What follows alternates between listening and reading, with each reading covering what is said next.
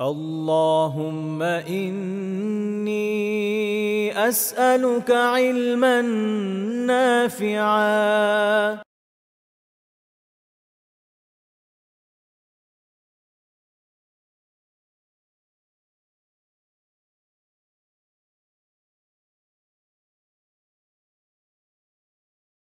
إن الحمد لله نحمده ونستعينه ونصلي على رسوله الكريم وعلى آله وصحبه أجمعين ما بعد। আমরা অত্যন্ত গুরুত্বপূর্ণ একটি বিষয় নিয়ে আলোচনা করছিলাম, সেটা হচ্ছে যে বলা যায় যে জবানের হেফাজত একদিক দিয়ে, আরেক দিক দিয়ে হচ্ছে জবানের আপদ, দুটো নিয়ে আলোচনা। অর্থাৎ আপদগুলো কি বোঝার চেষ্টা করছি, আর কীভাবে হেফাজত করা যায়, গুরুত্ব কি, এটাও আমরা বোঝার চেষ্টা করছি। এমনি আপদের আলোচনা আসলে শেষ হয় না, এটা এই অধ্যায় শুরু বলা যায়। তারপর গ্র্যাজুয়ালি বিভিন্ন পাপ যেগুলো জবানের সাথে সম্পৃক্ত সেগুলো আলোচনা আসবে ইনশাআল্লাহ তাআলা সামনে। আর এখন আমরা মূলত মূল ভূমিকা হিসেবে আলোচনা করছি যে জবানের হেফাজত করা কেন অনেক গুরুত্বপূর্ণ। এই বিষয়ে কিছু আয়াত আমরা আলোচনা করেছি, হাদিস আলহামদুলিল্লাহ আলোচনা করেছি, সব মিলিয়ে 15টা হাদিস আলোচনা করা হয়েছে। আসলে একজন মানুষের জীবনকে পরিবর্তন করার জন্য, জীবনে গুণগত পরিবর্তন আনার জন্য, হেদায়েতের দিকে আসার জন্য খুব বেশি কথা লাগে না। হয়তো একটা আয়াত, একটা হাদিস মানুষের জীবনে বৈপ্লবিক পরিবর্তন আনতে পারে, যেটা আমরা সালাফের জীবনে তো দেখি। পরবর্তী সময়ে যারা আলহামদুলিল্লাহ হিদায়াতের দিকে এসছেন তাদের অনেকের জীবনেও দেখবেন এরকম গল্প আছে। হ্যাঁ, কারো হয়তো পৃষ্ঠার পর পৃষ্ঠা পড়া লেগেছে, এক একজন মানুষের এক এক রকম গল্প হয়। কিন্তু কারো কারো এমনও আছে যে হয়তো একটা আয়াত পড়ে, একটা হাদিস পড়ে তার জীবনে একটা বড় পরিবর্তন এসে একটা বড় ধাক্কা সে খেয়েছে। তাই জন্য বললাম যে পরিবর্তনের জন্য, নিজেকে ঠিক করার জন্য আসলে খুব বেশি কথা তো প্রয়োজন পড়ে না। তো তারপরও হেদায়েতের দিকে আর একটু বেশি এগিয়ে যাওয়ার জন্য, নিজেদের জ্ঞানকে বিকশিত করার জন্য, ইবাদত হিসেবে, কারণ এলমি ইবাদত যত বেশি করা যায় ততই ভালো। সেই জন্য মূলত আমাদের এই প্রয়াস যে আমরা চেষ্টা করেছি এই বিষয়ে মোটামুটি বেশ কিছু হাদিস যেন আলোচনা করতে পারি। এবং আমি আগেও বলেছি যে সব হাদিস এই বিষয়ে আলোচনা করি নাই। খুব মজার বিষয় হচ্ছে যে অনেক গুনার বিষয়ে অনেক সমস্যা আছে যেগুলো নিয়ে আলোচনা করতে খুঁজতে গেলে দেখবেন যে আয়াত এবং হাদিসের পরিমাণ কম, মানে খুব বেশি নাই, প্রয়োজন পড়ে না। একটা আয়াত কোনো একটা বিষয়কে উল্লেখ করাই যথেষ্ট, একটা হাদিস একটা বিষয়কে উল্লেখ করাই যথেষ্ট, প্রয়োজন নেই 100টা বর্ণনার, আসলে প্রয়োজন নেই, দরকারও পড়ে না। কিন্তু কিছু কিছু জিনিস আছে দেখবেন যে এগুলোর বিষয়ে অনেক আয়াত পাওয়া যায় আর অনেক হাদিস পাওয়া যায়। এই জবানের হেফাজত এবং জবানের আপদ বিষয়ক আলোচনাটা হচ্ছে এরকম। দেখেন, কতগুলো আয়াত আলোচনা করলাম, কতগুলো হাদিস আলোচনা করলাম, সব আলোচনা করে নিয়ে আরও অনেক কিছু বাকি রয়ে গেছে। এটা আপনাদের দায়িত্ব, আল্লাহ তাআলা তৌফিক দিলে কখনো চেষ্টা করবেন যেন জানা যায়। বিশেষ করে আয়াতগুলো তো কোরআন ভালো মতো অনুবাদ করলেও বোঝা যায়, আর হাদিসগুলা ওটা একটু কষ্ট করে, যেহেতু সাধারণ মানুষের পক্ষে অনেক সময় এত বিশাল ভান্ডার থেকে কোনো কিছু খুঁজে বের করা টাফ। তারপর এই বিষয়ে কিছু কিতাবাদি বাংলায় আছে অলরেডি আলহামদুলিল্লাহ। বিশেষ করে আমি আগেও বলেছি যে ইমাম নওয়াবী রাহিমাহুল্লাহ একটা কিতাব আছে আল আসকার, এটা বাংলা অনুবাদ হয়েছে, আমি দেখেছি, পড়িনি কিন্তু আমি দেখেছি। গত বছরের বইমেলায় আমি এটার কয়েকটা অনুবাদ বাজারে দেখেছিলাম। এই বছর বইমেলা আমি এখন যাই নাই, যদি যাওয়া হয় তাহলে দেখবো না, হয়তো এর মধ্যে আরও কয়েকটা চলে আসবে। কারণ আমাদের দেশে আলহামদুলিল্লাহ হয় না, কিন্তু যখন একটা অনুবাদ হয় সবাই করা শুরু করে। হ্যাঁ, তো যেহেতু অনুবাদ আছে ওটা পড়ে নেবেন। ওখানে এই আল আসকারে একটা অধ্যায় আছে জবান বিষয়, আমার কাছে আজকাল আরবিটা আছে, আনতে এনে আবার দেখা গেলে টাইম চলে যাবে, দরকার নেই।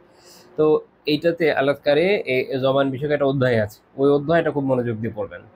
ওখানে অনেক চমৎকার চমৎকার আলোচনা আছে ওই বিষয়ে, বিভিন্ন মাসালা এবং আরো অনেক কিছু আছে যেটা আমাদের জন্য জানা জরুরি। হ্যাঁ, তো এই যে আলোচনা এখন পর্যন্ত করে আসছি, যদি আল্লাহ তাআলার মেহেরবানিতে এটাতে আপনাদের এতটুকু, আমার নিজের অবশ্যই এবং আপনাদের মাঝে এতটুকু বোধ উদয় হয় যে আমার কথা বলার ক্ষেত্রে ভেবে চিন্তে বলা উচিত, কথা বলার ক্ষেত্রে সংযত থাকা উচিত এবং নিজের কথার বিষয়ে সচেতন থাকা উচিত যে আল্লাহ তাআলার কাছে জবাবদিহিতা করতে হবে, কোনো কিছুই আননোটিস যাবে না, প্রত্যেকটা বিষয়ই হিসাব রাখা হচ্ছে,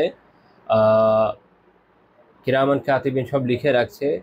তো ওনারা যে লিখে রাখছেন, এটা একটা বড় বিষয় যে এটা হয় আমার পক্ষে প্রুফ হবে বা আমার এগেনস্ট হবে, পক্ষে বা বিপক্ষে, এর বাইরে কি হবে। তো এই বোধটা যদি অন্তত আপনাদের মাঝে জাগাতে সক্ষম হয়ে থাকে তো আলহামদুলিল্লাহ, আমাদের আলোচনা এখন পর্যন্ত সফল। হ্যাঁ, আল্লাহ তাআলা তৌফিক দেন যেন আমাদের মধ্যে বোধটা জাগ্রত হয়, এটা খুব জরুরি। একটা বিষয়ে আমরা যদি চাই যে আবার এই বিষয়ে সংশোধন হওয়া দরকার, মনে রাখতে হবে যে এই সংশোধনের আগে তো জানা দরকার যে আমার এই সমস্যা আছে কিনা, বা এইটা বোঝা দরকার যে আদৌ এটা কোনো সমস্যা কিনা। কারণ অধিকাংশ মানুষের কাছে বর্তমানে যে অবস্থা হয়েছে দিন অপরিচিতের মতো, মানে এটা শুনলে একটু অদ্ভুত লাগতে পারে, মূল আলোচনা যাওয়ার আগে একটু লোভ সামলাতে পারছেন, এটা বলে নেওয়া দরকার। দেখেন, দিন অপরিচিত আমি কেন বললাম? এক তো হাদিসে আছে যে সময়ের সাথে সাথে আসলে দিন আরো বেশি কি হবে, গারিব হয়ে যাবে, আরো অপরিচিত হয়ে যাবে। খুব বিখ্যাত হাদিস, ইমাম নবীর 40 হাদিসের মধ্যেই আছে এই হাদিসটা, পড়ে নেবেন ইনশাআল্লাহ। দিন যেরকম গরিব ভাবে শুরু হয়েছিল, অপরিচিত শুরু হয়েছিল, শেষে ওরকমই হবে, জানা বিষয়। দ্বিতীয় বিষয় হলো এই যে দিনের একটা ওভারঅল যে স্ট্রাকচার, যেটা আল্লাহ আযজা ওয়া জাল্লা নাজিল করেছেন, যেটা রাসূলুল্লাহ সাল্লাল্লাহু আলাইহি ওয়াসাল্লাম তার নিজের জীবনে বাস্তবায়ন করেছেন, সাহাবীদের মধ্যে যেটা ছিল, আমাদের কোরআনুল কারীমে তার মূল বিশুদ্ধ ধরনের যত তাফসির আছে এগুলোতে, হাদিসের গ্রন্থগুলোতে, এগুলোর ব্যাখ্যাগুলোতে, ফিকের কিতাবগুলোতে, ওভারঅল আমরা দিনের যে স্ট্রাকচারটা পাই, এই জিনিসটা আসলে অ্যাজ আ হোল সবগুলোকে একত্রে খুঁজে পাওয়াটা খুব দুষ্কর হয়ে গেছে।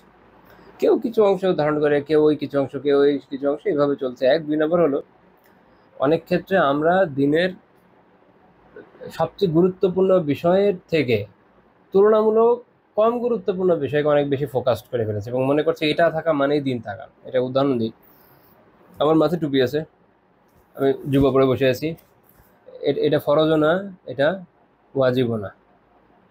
মাথা ঢাকা, এটা রাসূলুল্লাহ সাল্লাল্লাহু আলাইহি ওয়াসাল্লামের আমলের মধ্যে আছে, সাহাবীদের আমলের মধ্যে ছিল, ফুকাহারা মুস্তাহাব বলেছেন, আলহামদুলিল্লাহ আমলের চেষ্টা করি। এখন এইটা এক এক অঞ্চলে এক এক সময় এক এক রকম হয়েছে। দেখবেন এক এক অঞ্চলে এক এক রকম টুপি পরে, এক এক অঞ্চলে এক এক রকম পাগড়ির আলাদা আলাদা ধারা আছে, এক রকম ভাবে কাপড় যেরকম পরা দরকার একটা মূলনীতি আছে, ওই অনুযায়ী আলহামদুলিল্লাহ পড়লেই হলো। অ্যাটলিস্ট আমার হারাম না হলেই হচ্ছে। টাকনোর উপরে, আমি একজন পুরুষ হিসেবে টাকনোর উপরে রাখছি, তাই না? একটু ঢিলেঢালা কাপড় পরছি, যেটা শোনার সাথে অধিক অধিক সাদৃশ্যপূর্ণ। মূলত আমাদের এই পোশাকের মূল এসেন্সটা হচ্ছে কি, সলাহীন বা নেককারদের সাথে মিলছে ভালো, এটা হলো মূল কথা। তো এইটা যদি আমি ফর এক্সাম্পল, যদি আমি এমন কোনো কাপড়ও পরতাম, ধরেন আমি খুব ঢোলা ঢোলা ঢালা একটা শার্ট পরলাম, ঢোলা ঢালা একটা প্যান্ট পরলাম, টাকনোর উপরে রাখলাম, হারাম তো হচ্ছে না, আমার শরীর স্ট্রাকচারও প্রকাশ হচ্ছে না, আলহামদুলিল্লাহ সব দিক দিয়ে ভালো হচ্ছে। এরকম কোনো পোশাক আমি পরলাম, যেটাই হোক, যে কোনো অঞ্চলে, ধরুন পাঞ্জাবি পায়জামা, এনিথিং। তো এইটা তো কি হচ্ছে না, কোনো ফরজ ওয়াজিবের বিষয় না, রাইট? অর্থাৎ আহ, আপনি বলতে পারেন যে উত্তম একটা মুস্তাহাব ধরনের আমল করা হচ্ছে, আলহামদুলিল্লাহ। এটা বলো, এটা দরকার, আলিমদের জন্য জরুরি, তালিবদের জন্য জরুরি। কারণ শরীয়তে একটা টার্ম আছে মুরুয়া, এটা যারা ইলমের সাথে যুক্ত তারা জানে, এটা রক্ষা করতে হয়। এবং শাফিঈ রাহিমাহুল্লাহ এটা বলছেন যে যদি আমি জানতাম যে ঠান্ডা পানি পান করলে মুরুয়া কমে যাবে, তাহলে আমি এটা পান করা ছেড়ে দিতাম। আলিমরা এইভাবে জিনিসটাকে সালাফদের যুগ থেকে রক্ষা করে আসছে। তো এটা অনেকে আবার এটাকে পাত্তা দিতে চায় না, তারাও আরেক ধরনের কিসে লিপ্ত, ছাড়াছাড়িতে। এই জন্য যেটা আলোচনা করছি ভুল বোঝা যাবে না, এটা আমি বলতে চাচ্ছি না যে ছেড়ে দিব না, এরকম না, ইনশাল্লাহ ধরে রাখবো। কিন্তু আমি বুঝাতে যেটা চাচ্ছি সেটা হচ্ছে এই যে এটা হচ্ছে একটা মুস্তাহাব পর্যায়ের জিনিস, ঠিক আছে? আচ্ছা, অন্যদিকে আমি কারোর সাথে ওয়াদা করেছি, ওয়াদাকে আমি লঙ্ঘন করলাম, কমিটমেন্ট দিয়েছি, আমার কমিটমেন্টের কোনো ভ্যালুই নেই ধরেন। তারপর ধরেন আমি কারো গোপন কথা অনুমতি ছাড়া ফাঁস করে দিলাম, কারোর ব্যাপারে মিথ্যাচার করলাম, কারোর উপর তুহমত দিলাম, এগুলো বড় বড় কবিরা গুনাহ, হারাম। তাহলে দেখেন যে কোনটা বেশি ক্রিটিক্যাল। তো দেখবেন যে পরে যেগুলো বললাম, এগুলো মানুষের কাছে তেমন কিছু মনে হয় না। একজন মানুষ সে জুব্বা জামা পরে ঘুরে বেড়ালেও, ব্যবসার মধ্যে প্রতারণা করলে এমন কিছু মনে হয় না, বা সে কোনো কমিটমেন্ট দিয়েছে, কমিটমেন্ট রক্ষা করে নাই, এমন কিছু মনে হয় না। আমরা বিভিন্ন সময় দেখেছি যে অনেকে এরকম এরকম অনেক ক্ষেত্রে বলেছে, লাইক হ্যাঁ কমিটমেন্ট রক্ষা করে তো কি আছে, না অনেক গুরুত্বপূর্ণ বিষয়। আমরা এর আগে আলোচনা করেছি নবী আদর্শে, যে যার মধ্যে যার মধ্যে কমিটমেন্ট নাই, লা ইমান আল ইমান আহাদ আল্লাহ, যার মধ্যে কোনো কমিটমেন্ট নেই তার মধ্যে ইমানই নাই, ইয়ানি ইমানের মূল এসেন্সটাই নাই, ইমান পরিপূর্ণ না তার। ইসলাম এটাকে খুব ক্রিটিক্যালি দেখে, আপনি না দেখলে আমি কি করতে পারি। তো এই হচ্ছে কি আপনার হুসনুল আহাদের যে বিষয়, উত্তমভাবে কমিটমেন্ট রক্ষা করার বিষয়, এরকম অনেক অনেক বিষয় আছে। উত্তম আখলাকের বিষয়, কোন কোন জায়গায় আসলে শরিয়া আমাকে পারমিট করে এটা করার, ওটা করার, আর ওটা করে না, এগুলোর বিষয়, হালাল হারাম ওভারঅল মেনটেনেন্স। তো দেখবেন যে এগুলো নিয়ে মানুষের মাথা ব্যথা হতো নাই। মানুষের সব মাথা ব্যথা হয়ে গেছে হয়তো পোশাক বা টুপি এগুলো নেই। আমার এক ওস্তাদের গল্প আছে, ঘটনা বলি, বাস্তব জীবনের ঘটনা। উনি এক জায়গায় গেছেন বয়ান করতে, তো উনি যে একটা ক্যাটাগরি টুপি করেন ওই এলাকায়, আপনারা জানেন হয়তো বাংলাদেশের এক এক এলাকায় হুজুরদের এক এক ধরনের টুপি আছে। হ্যাঁ, এক এলাকার এক ধরনের টুপি, আবার আবার গ্রুপ ওয়াইজ টুপি আছে। এই টুপি দেখলে বুঝা যায় কে কোন গ্রুপে বিলং করে, কে কোন এলাকায় এলাকায় থাকে, এরকম অনেক কিছু বোঝা যায়। যাই হোক, তো উনি যে এলাকায় গেছেন ওই এলাকাতে তারা ডিফারেন্ট টাইপের টুপি পছন্দ করে। তো উনি বয়ান করতে বসছেন, তো ওনার মাথায় ধরেন আমার মতো টুপি, উনি এরকম টুপি পরেন, তো এই টুপি ওখানে মানুষ অ্যাকসেপ্ট করে না। এখন সবাই বয়ান শোনা বাদে ওনার মাথা দিকে তাকিয়ে আছে, তো আয়োজকদের একজন পিছন থেকে ধাক্কা দিয়ে একটা টুপি ধরিয়ে দিয়েছে, হুজুর আপনি এটা পড়েন, তো মানুষ মনোযোগ দেবে না। তারপরে উনি টুপি খুলে ওই টুপিটা পরার পর থেকে সবাই খুব মনোযোগের সাথে তার বয়ান শুনেছে। তো এটা এটা আমি বোঝানোর জন্য বললাম যে আমাদের এই হচ্ছে ইস্যু, আমাদের সমস্যা হচ্ছে এই জায়গায় যে আমরা প্রবলেম বুঝি না, কিন্তু আমরা এমন বিষয়কে প্রবলেম মনে করছি যেটা আসলে প্রবলেম না, এটা এমন কোনো মহা বিশাল কোনো ব্যাপার না। আবার যেটা অ্যাকচুয়ালি প্রবলেম, যেটা অ্যাকচুয়ালি শারিয়া খুব ক্রিটিক্যালি দেখে, ওইটা নিয়ে আমাদের মাথা ব্যথা নেই।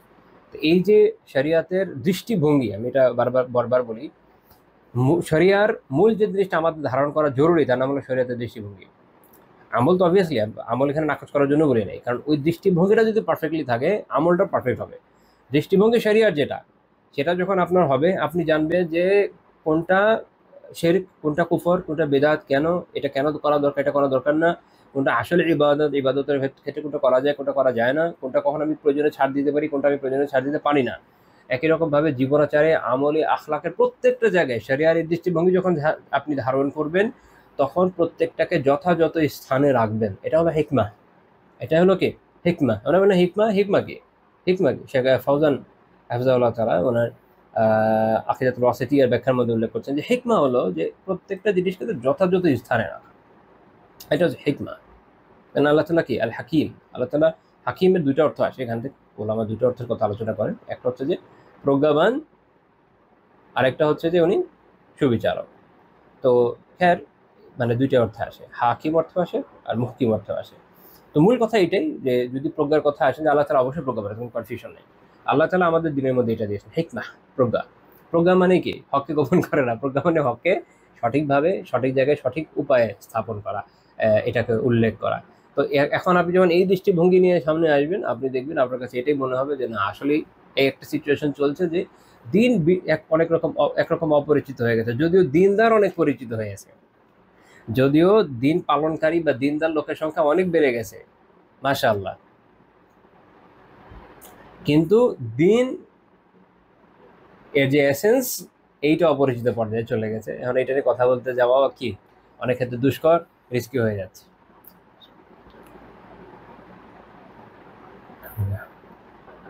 এবং যদি কখনো সালাফের বিভিন্ন বাণী যেসব কিতাবাদিতে আছে ওগুলো পড়েন, আমাদের জীবনের অনেক ঘটনা আপনি দেখবেন যেগুলো এখনকার সময়ে রীতিমতো সেলিব্রেট করা হয় যে হ্যাঁ মাশাআল্লাহ মাশাআল্লাহ সুবহানাল্লাহ, এরকম দেখবেন যে সালাফরা এটাকে নেগেটিভ দেখে গেছে। আমি নাম উল্লেখ করতে চাই না, কারণ এগুলো উল্লেখ করলে কন্ট্রোভার্সি তৈরি যায়। নিজেরাই পড়ে নেন, কখনো পেয়ে যাবেন ইনশাল্লাহ। আর আমি চাই আপনারা বইয়ের সাথে যুক্ত হন। আমি এই জন্য অনেক কথা বলি না, আমি সব কথা বলে লাভ নেই, তো তারা পড়বে কে, পড়তে তো হবে আমাদের। দেখেন এখানেও একটা পয়েন্ট, ইলমের সাথে সংযুক্তি কেন জরুরি, আবার ওই কথা আসেন। সাহাবীরা কি শিখেছেন, ঈমান শিখেছেন ইয়ানি আকীদা, তারপরে কোরআন শিখেছেন, অবভিয়াসলি হাদিস শিখেছেন, দিন শিখেছেন, যিনি ফিকহ শিখেছেন। আচ্ছা, আমরা কি করি, উল্টা দিক থেকে আসি। উল্টা দিক থেকে মানে অমুক টপিকে একটা বই কিনবো, তমুক টপিকে একটা বই কিনবো, অনলাইনে কোনটা এখন খুব ভাইরাল হচ্ছে এরকম একটা বই কিনবো, আমার কাজে লাগুক আর না লাগুক সবাই কিনছে আমিও কিনবো, কোনো একটা অফার আছে কিনে ফেলবো, আমার জীবনের দরকার নাই, এটার কোনো কোনো দরকার নাই, তারপর কিনে বসে বসে বসে থাকবো। ঠিক আছে, যার দরকার আছে সে করুক, তাতে কোনো আপত্তি নেই, কিন্তু আমার কোনো দরকার নাই, আমি কিনে বসে থাকবো অথবা পড়বো, পরে কিছু বুঝবো না। আবার বুঝলে ওটা আসলে আমার ওইভাবে কাজে আসবে না, আমি তো মৌলিক জায়গায় হাত দিই নাই। মৌলিক জায়গায় হাত দিই নাই, মৌলিক জায়গা বলতে কোরআন তিলাওয়াত শেখা বিশুদ্ধ করে, কোরআনের তাফসির শেখা, হ্যাঁ, তারপর হচ্ছে উলুমুল কোরআন শেখা, হাদিসগুলো পড়া, না হলেও অন্তত মিশকাতটা ভালো মতো পড়া ব্যাখ্যা সহ কোনো আলিমের কাছ থেকে। তারপরে হচ্ছে ফিকহ শেখা, যে কোনো ফিকহ যেটা যে অনুসরণ করে সে অনুযায়ী, একদম টপ টু বটম একদম কিতাবুত তাহারা থেকে, পবিত্রতা থেকে নিয়ে একদম শেষ অধ্যায় পর্যন্ত যা আছে। অনেকে দেখা যায় যে পবিত্রতা থেকে সালাত পর্যন্ত শেষ, এখন এর মধ্যে যদি ক্রিটিক্যাল কিছু হয় যে আটকে যায় আর আগাইতে পারে না। আছে না, এটা কিন্তু খুব মানে মোস্ট কমন সিনারিও। এদিকে ব্যবসা বাণিজ্য থেকে নিয়ে আরো জায়গায় জায়গায় যে দিনের কত মাসালা মাসালা চালার মধ্যে কিছু জানে না।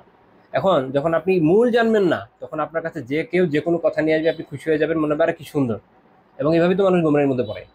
এক্ষেত্রেও এক্ষেত্রেও ইলম অর্জনের ক্ষেত্রেও শরিয়ার যে দৃষ্টিভঙ্গি, সেটা থেকে আমরা দূরে। এক্ষেত্রেও ইলম আমাদের জন্য অপরিচিত। তো আমি যত বড় যুগ করে ঘুরে বেড়াই না কেন, কি যায় আসে? অথচ দেখা যাচ্ছে একটা আস্ত ফিকের কিতাব পড়ছি না, একটা আস্ত হাদিস কিতাব আমার পড়া নাই, কিছু করা নাই, এবং সিরাতও ঠিক মতো পড়া নাই। রিসেন্টলি আলহামদুলিল্লাহ মানুষ একটু সিরাত পড়তেছে, দেখে ভালো লাগছে আলহামদুলিল্লাহ। বাট যে এক্সটেন্ডে পড়া উচিত ওটা হচ্ছে না। আশা করি আমার মূল কথা, আপনারা মূল মেসেজটা ধরতে পেরেছেন, যে দেখেন দিনের যে মূল দৃষ্টিভঙ্গি, ওখানে আসতে হবে, নিজের দৃষ্টিভঙ্গিটাকে চেঞ্জ করতে হবে, দিনের আলোকে সাজাতে হবে। তাহলে এরপরে আপনি যখন এই মৌলিক বিষয়গুলো ভালো মতো পড়বেন, জানবেন, আত্মস্থ করবেন, এরপরে এক্সট্রা যাই পড়েন এখন আপনার কাজে আসবে ইনশাল্লাহ। এটা আপনার জ্ঞানকে ঋদ্ধ করবে।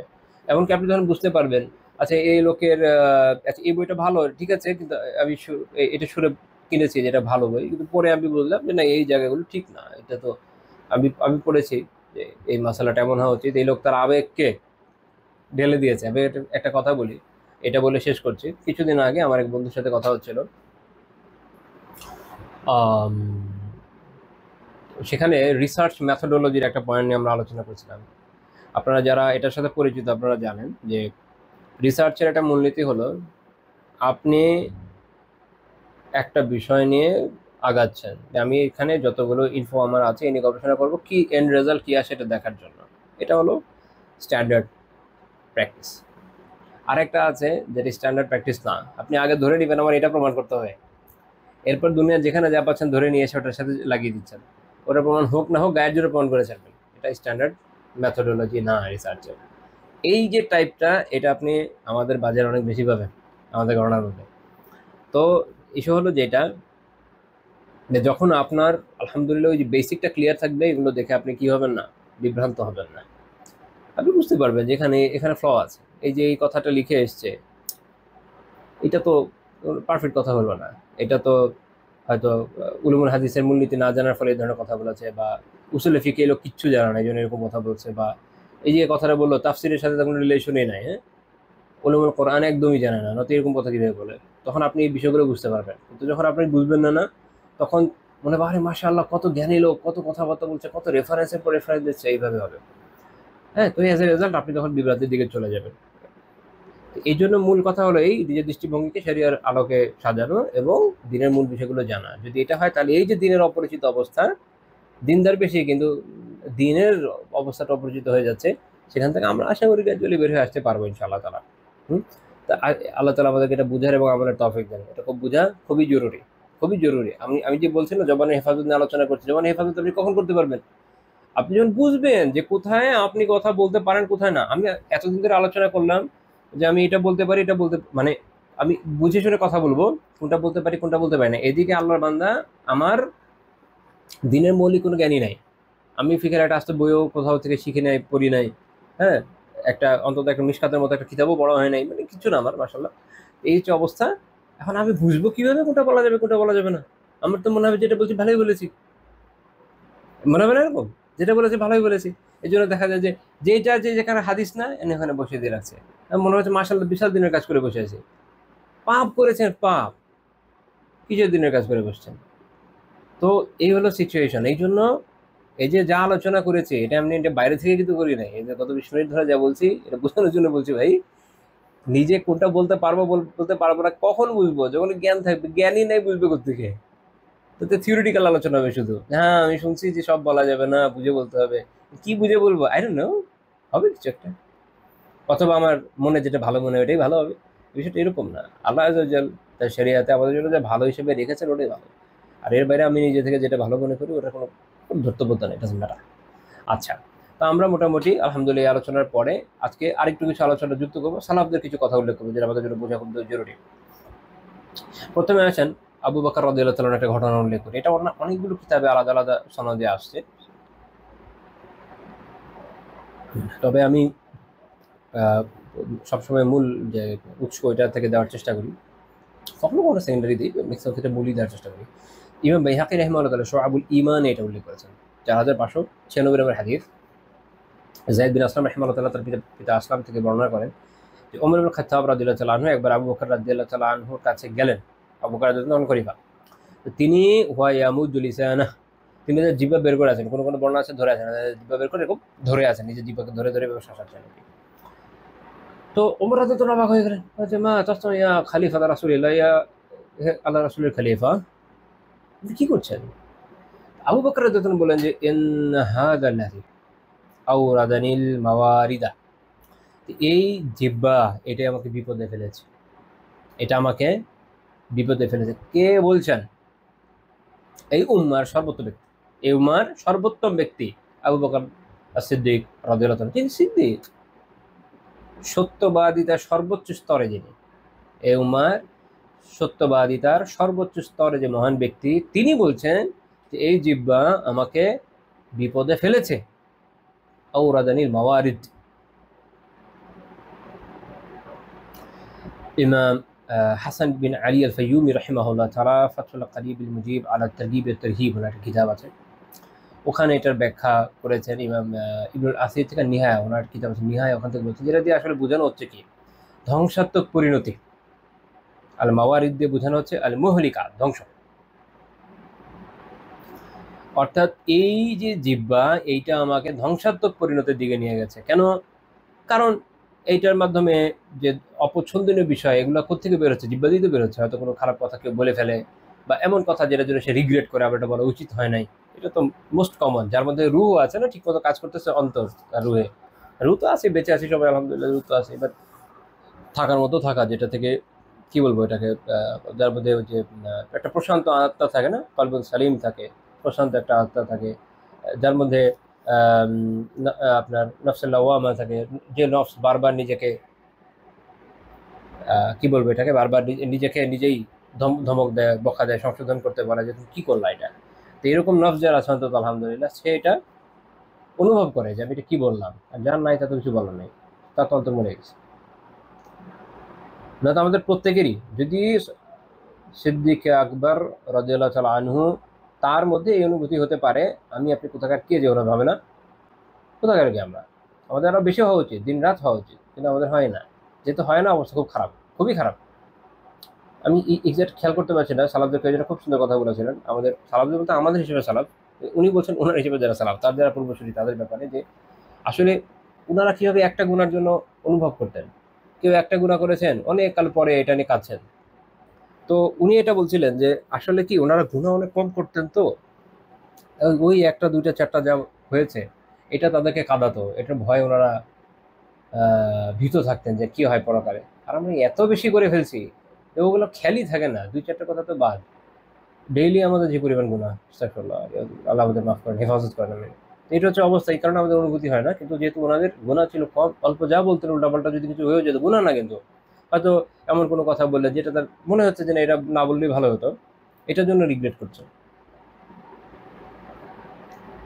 তো তারপর তিনি বললেন, এর মধ্যে এরপর একটা হাদিসই আসবে যে রাসূলুল্লাহ সাল্লাল্লাহু আলাইহি ওয়াসাল্লাম বলেছেন, আবু বকর রাদিয়াল্লাহু আনহু এরপর বলছেন যে আল্লাহ রাসূল এটা বলেছেন, কি বলেছেন? লাইসা শাইউম মিনাল জাসাদি ইল্লা ইয়াশকু যারাবাল লিসানি আলা হিদ্দাতিহি। শরীরের যত অঙ্গ, মানে এটা যেভাবে করা ছিল নেগেটিভলি উত্তর, আমি এটাকে একটু ঘুরিয়ে অনুবাদ করছি পজিটিভলি, যে শরীরের যত অঙ্গ আছে এটা আসলে এরা প্রত্যেকে জিহ্বার যে তীক্ষ্ণতা, এটার ব্যাপারে অভিযোগ করে থাকে। জিহ্বার ধারালো যে অবস্থা, জিহ্বা কিন্তু ধারালো তরবারির মতো, কাটতেই থাকে কাটতেই থাকে না, যুদ্ধ বাজিয়ে দেয়, মানুষের সংসার নষ্ট করে ফেলে না। দেখা যাচ্ছে যে কিছু বলে সব জামাই বলে যার তালা, এরকম, তারপর খুনাখুনি হয়ে যায়, কত কিছু হয়ে যায়, জাস্ট জিহ্বার জন্য। জিহ্বা তো ভয়ানক জিনিস। তো শরীরের যত অঙ্গ আছে, লাইসা সে উমিনাল জাসাদি, শরীরে এমন কোনো অঙ্গ নাই ইল্লা ইয়াশকু, যে সে অভিযোগ করে না। কি বিষয়ে? যারাবাল লিসানি আলা হিদ্দাতি, জবানের যে তীক্ষ্ণতা আছে এটা বিষয়ে অভিযোগ করে না। জবান এরকমই ক্রিটিক্যাল জিনিস। তো এটা হলো কি, দেখেন এই যে জবান না, এটা উপমার মতো বলি, এটা রূপক। তরবারি দেখেছেন? তরবারির দুই সাইডে কি থাকে? দুই সাইডে ধারালো থাকে, ওইটা খাপের মধ্যে নিয়ে রাখতে হয়। আমি আমি আরো অনেক আগের কথা, আজকে না হলেও আই থিঙ্ক 10-15 বছর মোর দেন দ্যাট আগের কথা। আমার একসময় খুব শখ হয়েছিল একটা যে চাইনিজ জাপানিজ টাইপের সামুরাই তরবারি কেনার, একটা অ্যান্টিক শপে গিয়েছিলাম। তো তখন দেখছিলাম এত ধারালো, কেনা হয়নি, অনেক দাম ছিল ওই সময়, অনেক দাম, এখন যে কত আল্লাহ জানে। তো ওইটা ওই যে ইয়ের মধ্যে রাখে, যে খাপের মধ্যে রাখে, খাপ ছাড়া যদি আপনি রাখেন হাত কেটে যাবে, এত ধারালো। আর অন্যান্য কোনো কোনো গরিব অঞ্চলে যাদের এরকম খাপ রাখার সুযোগ ছিল না, তারা দেখা যেত তো কাপড় বাপড় যদি পিছিয়ে রাখতো, এটা ছিল উপায় নেই। এই যে জিব্বা নামের তরবারি এটা আছে না, এটার খাপ হলো আমাদের এই যে গাল, আল্লাহ তাআলা আটকে দিয়েছেন মুখের ভিতরে থাকে। তরবারি যেমন যখন মধ্যে তখন শেষ করে বের করে ফেলবেন না, এটা ওরকম করবেন না, যেখানে দরকার ওখানে করবেন, তাহলে কাজে আসবে ইনশাআল্লাহ। শত্রুর বিরুদ্ধে কাজে লাগাবেন, শত্রুর বিরুদ্ধে তরবারি কাজে লাগাবেন, জিহাদ হবে, সওয়াব হবে, জান্নাত হবে। আর নিজের পরিবারের বিরুদ্ধে হারাম জায়গায় লাগাবেন, নিজে ধ্বংস ডেকে আনবেন। এই বিষয়ে জিব্বাও এরকমই, এগুলো একটা তরবারির মতো। খাপের মধ্যে রাখেন, যখন দরকার বের করেন, বুঝে শুনে বের করেন, কাজে আসবে। না রাখবেন, উল্টাপাল্টা বের করবেন, দুর্ঘটনা ঘটে যাবে। তো এটা এই হাদিস শাহুল ইমানের মুহাক্কিকিন যারা, ওনারা সনদ সহিহ বলেছেন। আল্লাহ, আবু বকর রাদিয়াল্লাহু তাআলার কথাটা আমাদের খেয়াল রাখা উচিত যে জবান এরকম। ওমর ইবনুল খাত্তাব রাদিয়াল্লাহু তাআলার একটা বক্তব্য, ইমাম ইবনে আবি দুনিয়া রাহিমাহুল্লাহ তাআলা তার কিতাব আস-সামত ওয়া আদাবুল লিসান, খুব চমৎকার কিতাব, এটার মধ্যে উনি বলছেন 53 নম্বর বর্ণনা, ওমর রাদিয়াল্লাহু তাআলা বলছেন, মান কাসরা কালামুহু কাসরা সাকাতু, যার কথা বেশি হয় তার পদস্খলনও বেশি হয়। যার কথা বেশি হয় তার পদস্খলনও কি হয়, বেশি হয়। আর যার, এটা ভেবে দেখেন প্রত্যেকের জীবনে তো এটা প্রাসঙ্গিক। বেশি কথা হবে, বেশি পদস্খলন হবে, বেশি বেশি ঘটনা হবে, আরো কত কিছু হবে।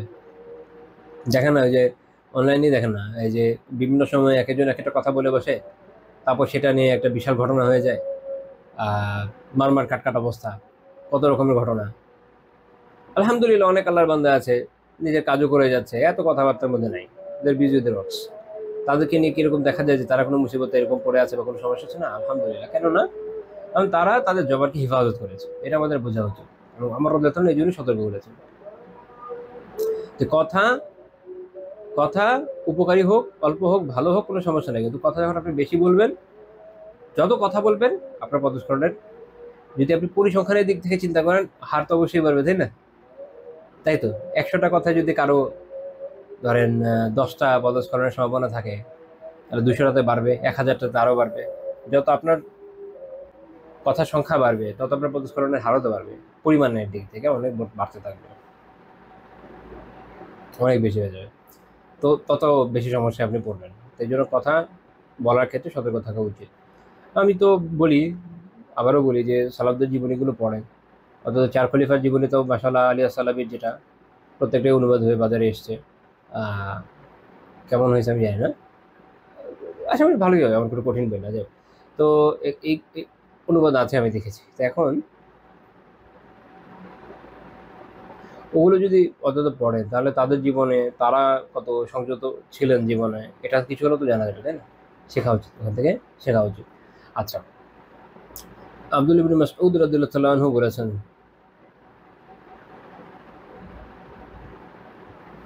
যে আনজারতুকুম ফুযুলাল কালাম বিহাসবি আহাদিকুম মা বাল্লাগা হাজাতাহ, আমি তোমাদেরকে যে অতিরিক্ত কথা থেকে সতর্ক করছি, অতটুকু বলো যতটুকুতে তোমার প্রয়োজন পূরণ হয়ে যায়, যতটুকুতে তোমার প্রয়োজন পূরণ হয়ে যায়। এখন আমাদের সমাজ ব্যবস্থায় আমরা এমন একটা বাচাল জাতিতে পরিণত হয়েছি, আই ডোন্ট নো কিভাবে, বাট হয়েছি। আগে থেকেই ছিলাম কিনা তা তো জানি না, বাট আছি, এতে কোনো সন্দেহ নাই। যে আপনি যদি কারোর সাথে মানে অপ্রয়োজনীয় কথা না বলেন, চুপচাপ থাকেন একটু, বলেন আপনি বসে, চুপচাপও নয়, হয়তো আপনি বসে বসে জিকির করছেন, বই পড়ছেন, হয়তো আড্ডাবাজির মধ্যে নাই, তাহলে মানুষ আপনাকে বলবে কি, ভাব, অনেক ভাব আছে। আমাদের স্কুল লাইফে বলতো ভাবিস্ট, এরকম খুব ভাব নিয়ে আছে। ভাবের ইস্যু না, এটাকে আসলে ভাবের ইস্যু না, ভাবের ইস্যু না, অহংকারের ইস্যু না, ইস্যু হচ্ছে নিজেকে বাঁচানোর ব্যাপার। আমি যদি উল্টাপাল্টা কথা বলি, এটা আলটিমেটলি পরকালে আমার জন্য ক্ষতিকর হয়ে যাবে। তো আমি চেষ্টা করছি যেন কথা কম বলা যায়, এটা একটা সমস্যা হয়ে যায়।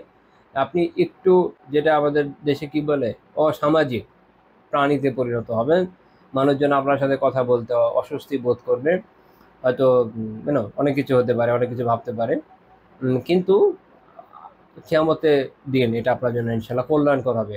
দেখেন, দিনের ক্ষেত্রে এটা একটা ইন্টারেস্টিং বিষয়ও এবং প্যাথেটিক বিষয়, সেটা হলো যে আপনি যদি আল্লাহ তাআলার মেহেরবানিতে দিনের সকল বিধান খুব ভালো মতো পালন করতে পারেন আল্লাহর রহমতে, এটা ঠিক যে দুনিয়াতে আপনার বন্ধু কমে যাওয়ার সম্ভাবনা অনেক বেশি। এটাও ঠিক এটা আমি সিনসিয়ারলি বলছি। অনেক অনেক কথা বলবে, আমি জানি না, আমি আমার অবস্থান বলি, আমি এটা কেন বললাম। শোনেন, হকের দাওয়া, হক কথা বলা, মানে দিন তো ইটসেলফই হক, তাই না? যে করছে পরিপূর্ণরূপে সে তত বেশি হকের নিকটবর্তী।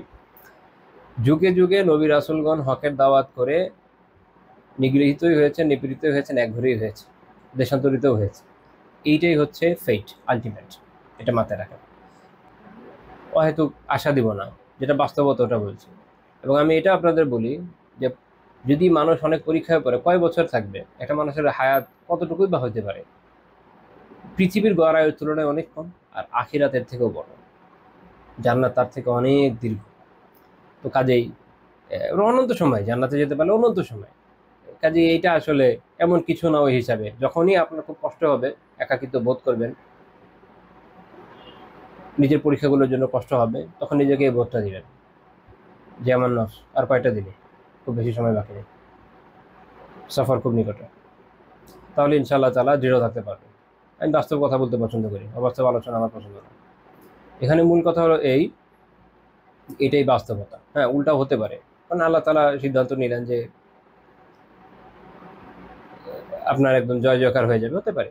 কিন্তু এটা ব্যতিক্রম, এটা খুব রেয়ার, সবার হয় না, সবার হয় না, কারো কারো হয়। তো কাজে নিজেকে ওইটার জন্য আপনি নিজেকে প্রস্তুত করবেন না। আপনি তো আল্লাহ তাআলার সন্তুষ্টির জন্য নিজেকে প্রস্তুত করবেন। আপনি তো আল্লাহ তাআলার দিনকে নিজের জীবনে কায়েমের জন্য যতটুকু আপনার পক্ষে সম্ভব সমাজে ছড়িয়ে দেওয়ার জন্য চেষ্টা করবেন। তাতে কি যায় আসে যে কেউ আমার অনুসরণ করলো কি করলো না, হোয়াট ডাজন্ট ম্যাটার, কিছু যায় আসে না। ওইটা যদি আপনি মাথায় রাখেন, তা ইনশাল্লাহ জীবনে কাজে আসবে। এই দুনিয়াতে আপনার খ্যাতি কম হতে পারে, আপনার আশেপাশে কেউ না ঘুরতে পারে, অনেক কিছু আপনি নাও পেতে পারেন, একাকিত্বে ভুগতে পারেন, কি যায় আসে? আখিরাতে আপনি অনেক অনেক কিছু পাবেন। আমি অন্তঃস্থল থেকে একটা নাসিহা করি, নিজেকেও আপনাদের সবাইকেও। হাজার হাজার মানুষের দায় নিয়ে ওঠাচ্ছে, আমি একা আমার আমলে যদি কিয়ামতে উঠতে পারি, আমি অনেক অনেক অনেক খুশি হব। আমার কথা হিসেবে আপনারা বলেছেন। আচ্ছা, তো কাজেই যখন আপনি ভেবে চলবেন, সম্ভাবনা আছে যে মানুষ হয়তো আপনার থেকে একটু দূরে থাকবে, হয়তো আপনি অত জনের সাথে মিশতে পারবেন না, হয়তো দুনিয়ায় অনেক সুবিধা আপনি পাবেন না, কিছু যায় আসে না, কিছু যায় আসে না। সাহাবীদের কয়জনকে চেনেন? কয়জনের নাম শুনেছেন জীবনে? যখন আলী রাদিয়াল্লাহু তাআলা ক্ষমতায় আসেন খলিফা হিসেবে, তখনও 10,000-এর মতো সাহাবী জীবিত ছিল বলে জীবনী কারা উল্লেখ করেছেন। 10,000 কম না। কয়জনের কথা জানেন?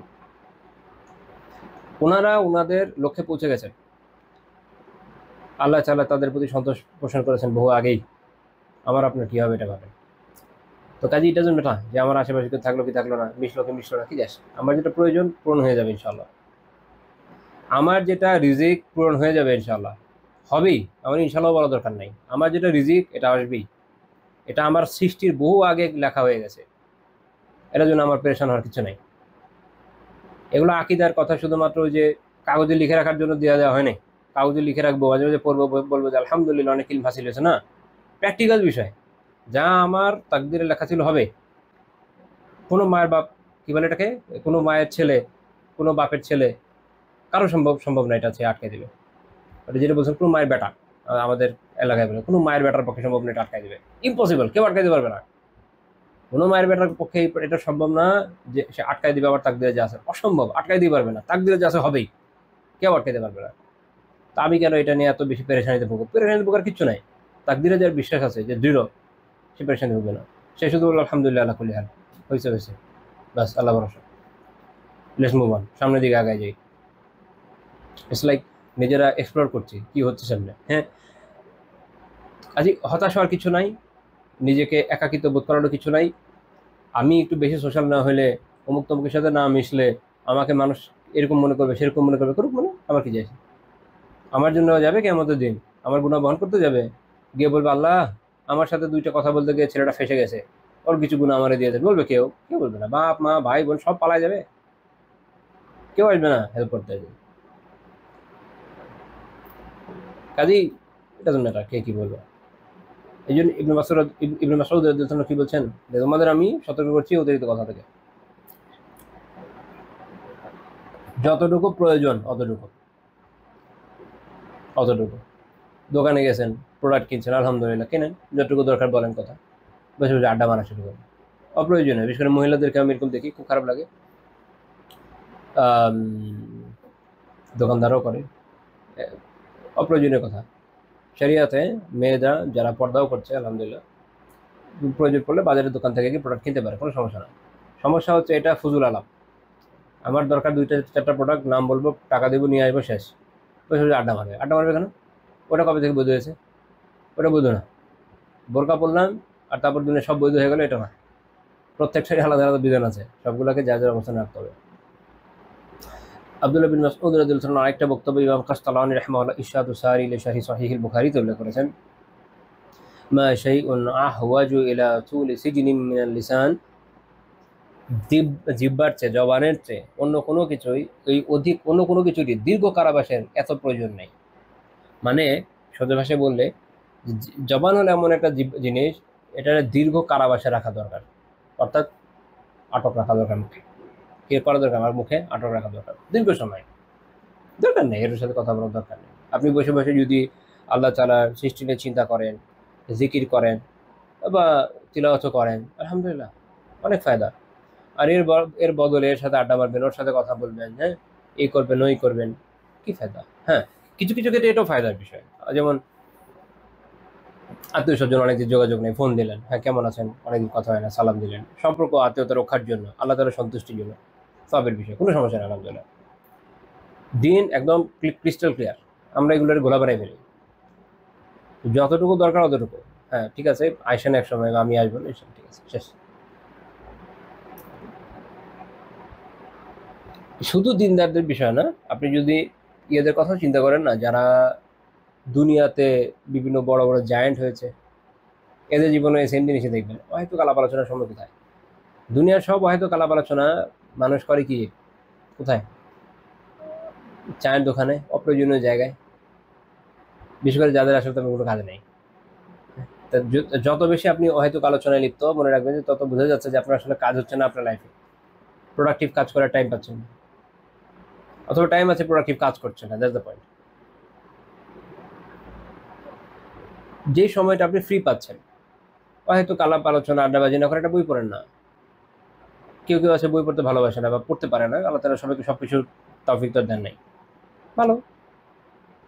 তিনি হয়তো শুনতে পছন্দ করেন, কোনো দার্স শোনেন, ইউটিউবে অনেক অনেক দার্স আছে, ইংরেজিতে আছে, উর্দুতে আছে, আরবিতে আছে, আরবিতে তো অনেক শোনেন। বাংলাতে আমি জানি না, যাই হোক, এগুলো বাংলাতে আসলে দার্স জিনিসটা একটু কম, বয়ান হয় অনেক, যেটা ভালো লাগে শোনেন, কত ওখানে কোনো খায়ের আছে। তিলাওয়াত শুনুন না, তিলাওয়াত শুনতে শুনতে কত মানুষ কোরআন মুখস্থ করে ফেলেছে, হয়তো আপনিও করে ফেলেন।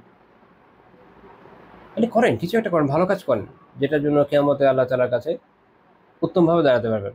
শোনেন, এমনভাবে জীবনযাপন করতে হবে যেন মরার সময় কোনো রিগ্রেট কাজ না করে, যে এক জীবনে আল্লাহ তাআলা আমাকে যতটুকু দিয়েছেন, যতটুকু আমার পক্ষে সম্ভব করে গেছেন আলহামদুলিল্লাহ, এর বেশি আর আমার পক্ষে সম্ভব ছিল না, এই পক্ষে এর বেশি আর আমার পক্ষে সম্ভবই না করা।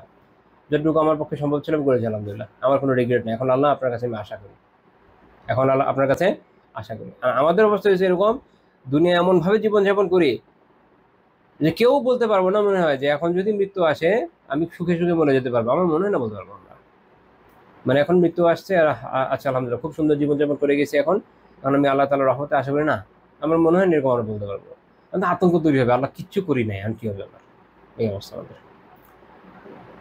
অনেকটা কয়েকদিন কেউ স্কুল যায় নাই বা কলেজ যায় নাই, হঠাৎ করে একদিন পরের দিন স্কুলে যাবে বা কলেজে যাবে বা ইউনিভার্সিটি যাবে, আগের দিন রাতে ফোন দিয়ে বলছে এটা কালকে থেকে সেমিস্টার ফাইনাল শুরু, তোর কোনো খবরই নেই।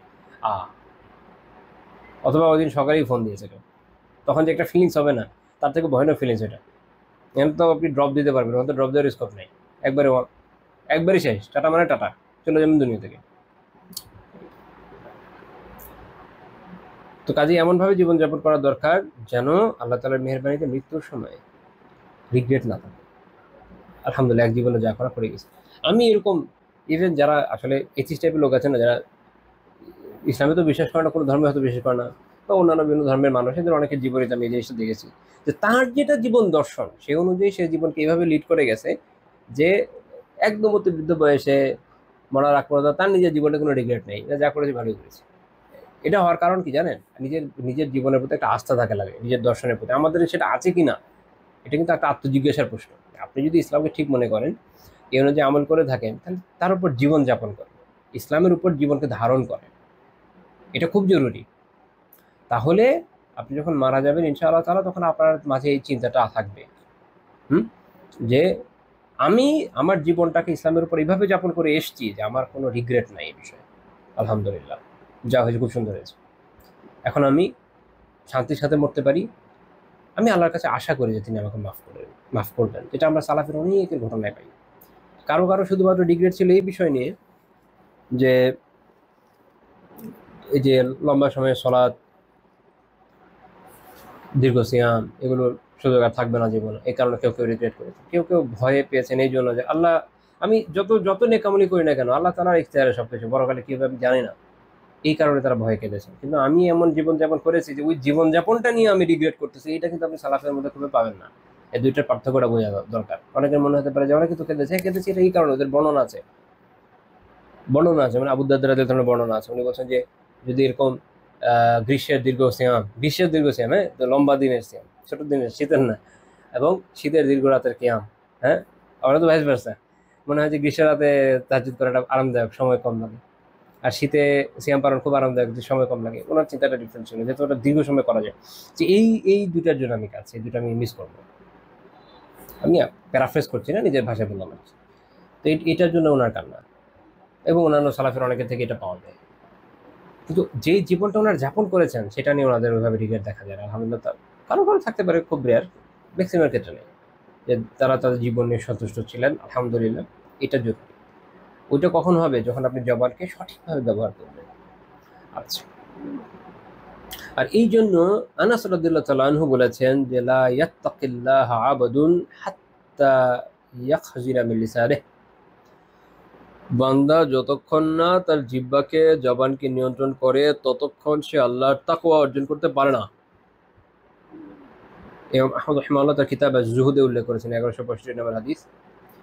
আনাস রাদিয়াল্লাহু তাআলা আনহু আল্লাহর রাসূলের খাদিম, তিনি কি বলছেন যে সাল্লাল্লাহু আলাইহি ওয়াসাল্লাম, বান্দা যতক্ষণ জবানকে নিয়ন্ত্রণ করতে না পারছে ততক্ষণ সে তাকওয়া অর্জন করতে পারবে না। এখন যে যত বড়ই তাকওয়ার বয়ান দিক, তার জবান এটা আমাদেরকে চিনিয়ে দেবে যে তার মধ্যে তাকওয়া আছে কি নাই।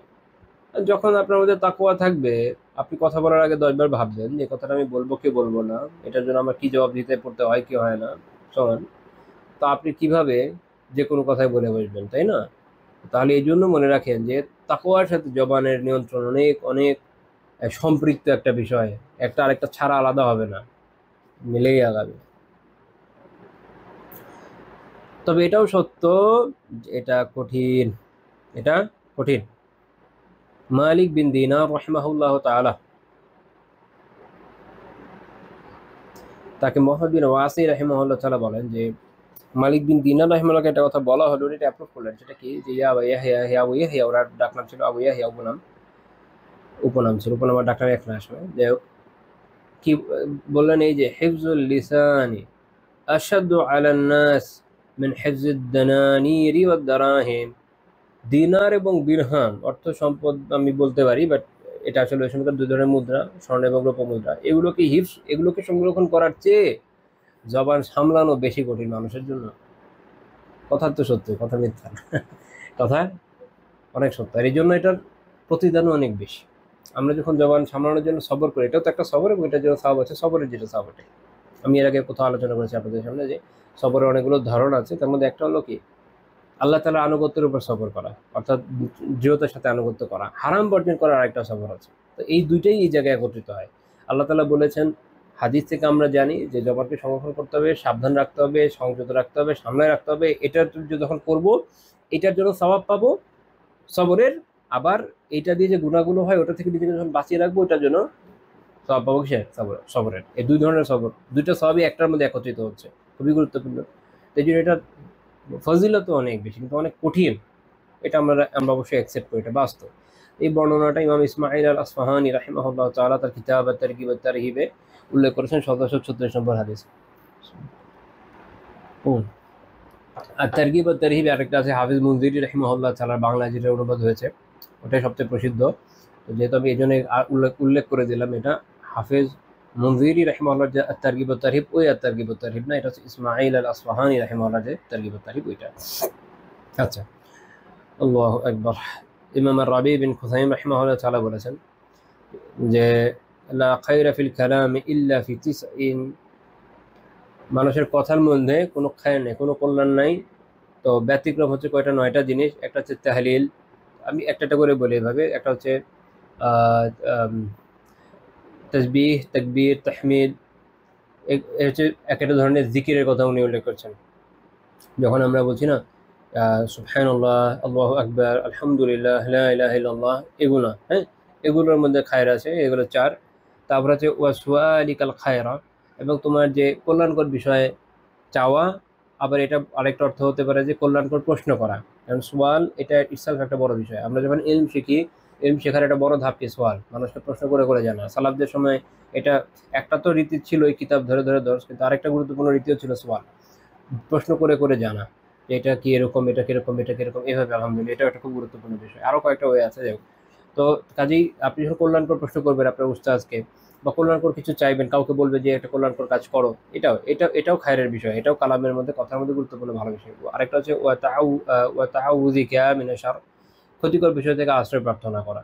সেটা আপনি বিভিন্ন ক্ষতিকর বিষয় থেকে আল্লাহর কাছে যখন আশ্রয় যাচ্ছেন, সেটা কোনো ক্ষতি থেকে কাউকে সাবধান করে দিচ্ছেন, সেটা যত ধরনের ক্ষতিকর বিষয় আছে সরকারিভাবে যেগুলো ক্ষতিকর বলে সিদ্ধ, এগুলো থেকে আশ্রয় প্রার্থনা করা, চাওয়া, অন্যকে সচেতন করা, সতর্ক করা, সেটাও কিসের মধ্যে পড়বে, কথার, মানে ভালো কথার মধ্যে পড়বে। আরেকটা হচ্ছে ওয়া আমরিকা বিল মারুফ, মানুষকে তোমার সৎ কাজের আদেশ দেওয়া। আরেকটা ওয়া নাহিকা আনিল মুনকার, অসৎ কাজ থেকে, খারাপ কাজ থেকে মানুষকে না করার নিষেধ দেওয়া, কথা দেওয়া।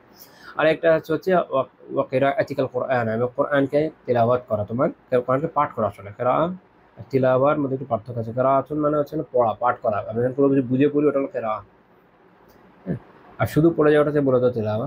তো যাই হোক, তো যখন আপনি কোরআনকে বুঝে পাঠ করছেন, তিলাওয়াত আসলে কিরাআতের ভিতরেই পড়ে, এটা বাইরে কিছু না। এখন যে আরবি জানে না তার জন্য দুটো আলাদা হয়ে যায়, কিন্তু আলহামদুলিল্লাহ যে আরবি জানে তার জন্য আসলে কেরাতে তিলাওয়াত হয়ে যায় না।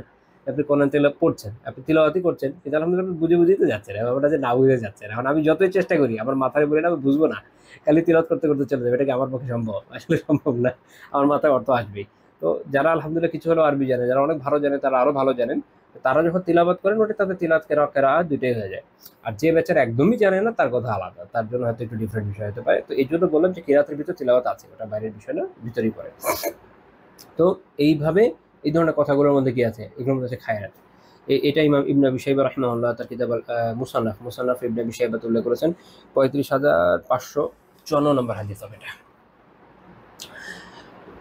তারপরে ইব্রাহিম আত-তাইমি রাহিমাহুল্লাহ তাআলার একটা বক্তব্য এখানে আমি উল্লেখ করি। তিনি বলছেন আল মুমিনু ইযা আরাদা আইয়াতাকাল্লামা নাযারা, মুমিন যখন, ভালো করে খেয়াল করতে হবে, মুমিন যখন কথা বলে, কথা বলার আগে সে এটা ভাবে, দেখে। কি দেখে? যে ওয়া ইন কানা কালামুহু লাহু, ওয়া ইন কানা কালামুহু লাহু তাকাল্লাম, যদি কথা তার জন্য হয়, তার পক্ষে আসে, অর্থাৎ কিয়ামতে এটার জন্য জবাবদিহিতা করতে হবে এরকম খারাপ কথা না, এমন কথা যেটা আমার পক্ষে আসবে, আমার জন্য সওয়াবের বিষয় হবে, ভালো বিষয় হবে, বা দুনিয়া আখিরাতে কল্যাণ নিয়ে আসবে, তখন তাকাল্লাম, তখন সে কথা বলে। এটা মুমিনের বৈশিষ্ট্য, কথা বলার আগে ভাববে, যদি দেখে যে এটা দুনিয়া আখিরাতে কল্যাণকর, বলবে, নয়তো নয়তো ওয়া ইন কানা আলাইহি আমসাকা আনহু, আর যদি এটা তার বিপক্ষে হয়, যে দুনিয়াতে এটা আমার বিপক্ষে হতে পারে, আখিরাতে এটা আমার বিপক্ষে আসবে, আল্লাহ তাআলার সামনে জবাবদিহিত করতে হবে, অনেক ঝামেলায় পড়ে যাবো, আমসাকা আনহু, এটা থেকে সে বিরত থাকবে। তো মুমিনের বৈশিষ্ট্য এটা, সে কথা বলার আগে ভাববে, ভালো হলে বলবে, ভালো না হলে বলবে না। ওয়াল ফাজিরু ইন্নামা লিসানুহু রাসালা রাসালা, আর যে পাপী ব্যক্তি, অত্যন্ত পাপী, ফাজির, তার জিহ্বা একদম অবাধে ছুটে চলে, ওটার কোনো ইয়ে নাই, কোনো মানে বাদ বিচার নাই, বলতে থাকবে বলতে থাকবে। এটা হচ্ছে পাপী ব্যক্তির জবানের বৈশিষ্ট্য। তো আমরা কি ফাজির হবো না মুমিন হবো, এটা আমাদের বুঝতে হবে। Choice is ours. আচ্ছা, এটা হচ্ছে আসসামত ওয়া আদাবুল লিসান 421 নম্বর হাদিস। এখন এই বিষয়ে আমরা শেষে সালাফের কিছু আমল উল্লেখ করি, তাদের জীবনে তারা কিভাবে চলেছেন এটাও তো দেখা দরকার। ইমাম শাফি রাহিমাহুল্লাহ একটা ঘটনা আমি এর আগে আলোচনা করেছি, আপনাদের খেয়াল আছে আশা করি। তো আরেকটা বর্ণনা আমি বলি, ইমাম ইবনু ওয়াহাব রাহিমাহুল্লাহ তার কিতাব আল জামিয়াতে উল্লেখ করেছেন 319 নম্বর হাদিস। যায়েদ বিন আসলাম রাহিমাহুল্লাহ তাআলা বর্ণনা করেন, ইবনু আবি দুজানা রাদিয়াল্লাহু তাআলা ওনার কাছে উনি যখন গেলেন, ও হয় মারিদুন, তিনি ছিলেন অসুস্থ, কিন্তু তার চেহারা ছিল একদম প্রফুল্ল, উদ্ভাসিত, আলোকোজ্জ্বল, আলোকময়। তো বলেন যে মানে এরকম অসুস্থ অবস্থায় মৃত্যুসজ্জায় আছেন আপনি, এরকম মানে হ্যাপি হ্যাপি ফেস, ওয়াই, কেন? আমি আমার ভাষায় বলছি, ও প্যারাফ্রেজ করছি না, অনেক সময় বোঝার সুবিধার জন্য কিছু কথা বলি, চেষ্টা করি সেটাও যেন শরিয়াতের গণ্ডির বাইরে চলে না যায়। তো যাই হোক, তো খুবই প্রফুল্ল চেহারা, হ্যাঁ, খুব প্রফুল্ল চেহারা মাশাআল্লাহ। বলেছে কি কীভাবে?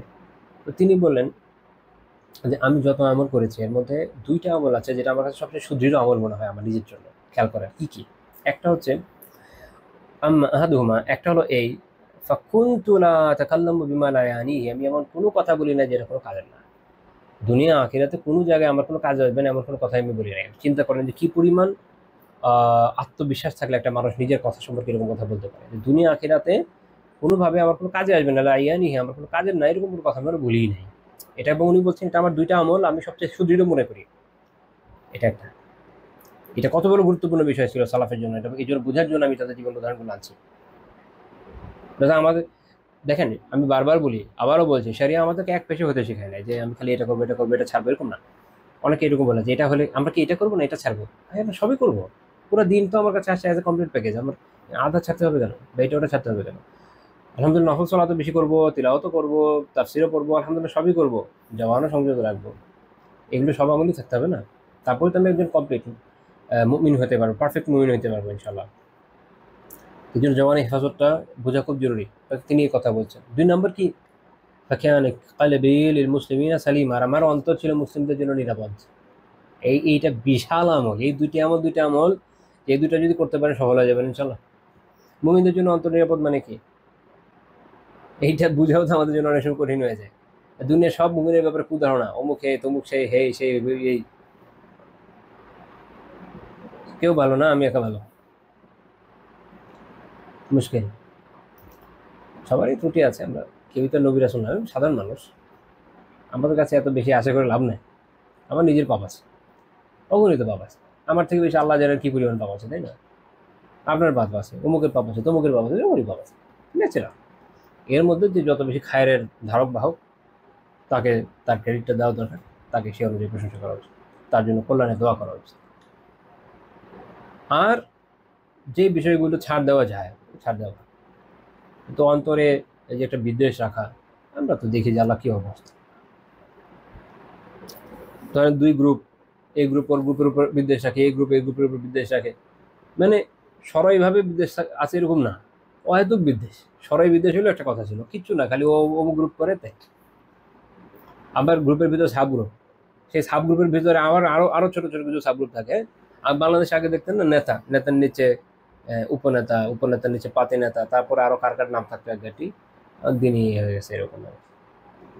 ছোট ছোট ছোট ছোট প্যাকেট হয়ে গেছে আমরা একটা, ওই প্যাকেটের মধ্যে কয়েকজন আছে, আমরা কয়েকজন খুব ভালো মানুষ, মানে সব খারাপ, সবার প্রতি আমাদের বিদ্বেষ, সবার প্রতি আমার ক্ষোভ আর ক্রোধ। মানে এটা হচ্ছে গ্রুপিং এর সমস্যা, আপনার গ্রুপিং এ ঢুকে যাবেন এই মুসিবতে পড়বেন। আমি আলহামদুলিল্লাহ এদিক দিয়ে আমি বলবো না যে আমি খুব ভালো মানুষ, আমি তো কি আল্লাহ জানে, মানে আমি এদিক দিয়ে বলি যে আলহামদুলিল্লাহ এটা একটা সেফ অ্যান্ড সাউন্ড ওয়ে মনে হয়, যেটা আমি সালাফদের থেকে শিখেছি, যেটা ওনাদের করতে দেখেছি সেই অনুযায়ী বলছি আর কি। আমার আমল হিসাবে বলছি না, বা আমি করি এরকমও না, সালাফদের কথা বলছি যে গ্রুপলেস জীবনযাপন। হ্যাঁ, আপনি কোরআন সুন্নাহ অনুযায়ী আমল করবেন, ইসলামের যে প্রতিষ্ঠিত ফিক আছে অনুযায়ী চলবেন শান্তির সাথে। কোনো গ্রুপে এভাবে আপনার করা খুব জরুরি না, দরকার নেই। গ্রুপের কথা তো কোনো হাদিসে বলা নাই যে গ্রুপ করো, মাঝখান থেকে অন্য অমুক তমুক সব মুসলিমের প্রতি বিদ্বেষ থেকে কি লাভ? প্রত্যেকে ভালোবাসে, প্রত্যেকে তার খায়ের অনুপাতে ভালোবাসে, আলহামদুলিল্লাহ। প্রত্যেকের জন্য দোয়া করে আল্লাহ তাআলা কল্যাণ দান করেন। যখন দেখি যে কোনো জায়গায় খারাপ আছে, কথা বলি না, বলে লাভ নাই, কি বলবো? তার চেয়ে বরং দোয়া করি যে আল্লাহ তাআলা ওই যতটুকু তৌফিক দিয়েছেন ওতে কিছু কল্যাণের কাজ করুন, এবং অন্তরটা মুমিনদের প্রতি কি থাকুক, সালিম থাকুক, এটা খুব জরুরি। মুমিনদের জন্য আমার অন্তরটা নিরাপদ থাকুক, এখানে আমার মুমিনের প্রতি কোনো বিদ্বেষ রাখতে চাই না, যেটা আমাকে আল্লাহ তাআলার সামনে দাঁড় করা। আল্লাহ তাআলা আমাকে আপনাদেরকে সবাইকে তৌফিক দেন। এটা হলো মূল কথা, যে এই দুইটা আমল কত গুরুত্বপূর্ণ। এক হচ্ছে অপ্রয়োজনীয় জায়গায় কথা না বলা, দুই কি অন্তরকে মুমিনদের জন্য নিরাপদ রাখা। আচ্ছা, এইটা আপনার এই জামের যিনি মুহাক্কিক শেখ মুখতার নাতবী রাহিমাহুল্লাহ তাআলা, উনি এটার বলছেন যে এটা রিজাল শেখা সমস্যা এটা। আচ্ছা, আরেকটা উদাহরণ আমরা যাই, সেটা হচ্ছে হাসান বিন আতিয়া রাহিমাহুল্লাহ তাআলা বলছেন যে শাদ্দাদ বিন আউস রাদিয়াল্লাহু তাআলা একজন প্রখ্যাত সাহাবী। শাদ্দাদ বিন আউস রাদিয়াল্লাহু তাআলা এক সফরে ছিলেন, এক জায়গায় উনি নেমে ওনার গুলামকে বললেন যে সুফরা, সুফরা হচ্ছে কি এক ধরনের খাবার পাত্র, যেটা খাবার পাত্র না, এটা কিভাবে বলা যায় যে সুফরা হচ্ছে এক ধরনের ব্যাগ। বেসিক্যালি একসময় সুফরা হলো তাআম বা খাবার কি বলা হতো, হ্যাঁ, যেটা মুসাফিররা কোথাও যাওয়ার জন্য সাথে নিয়ে যেতেন। ইমাম ইবনু আসির রাহিমাহুল্লাহ তার নিহায়াতে উল্লেখ করছেন যে সুফরাতু তাআমুন ইয়াত্তাকিদুহুল মুসাফির, মুসাফির যে খাবার নিয়ে যেতেন এটাই ছিল সুফরা, কিন্তু পরে এটা এত বেশি ব্যবহার হয়েছে যে ব্যাগে নিত, চামড়ার ব্যাগে, তো ওইটাই পরে সুফরা নামে প্রসিদ্ধ হয়ে গেছে। তো এ হচ্ছে যেমন আপনার আরবি যখন যারা জানেন জানেন যে আমরা যে আরবি খণ্ড বলি না বইয়ের, এগুলো খণ্ডর আরবি হলো জিলদ।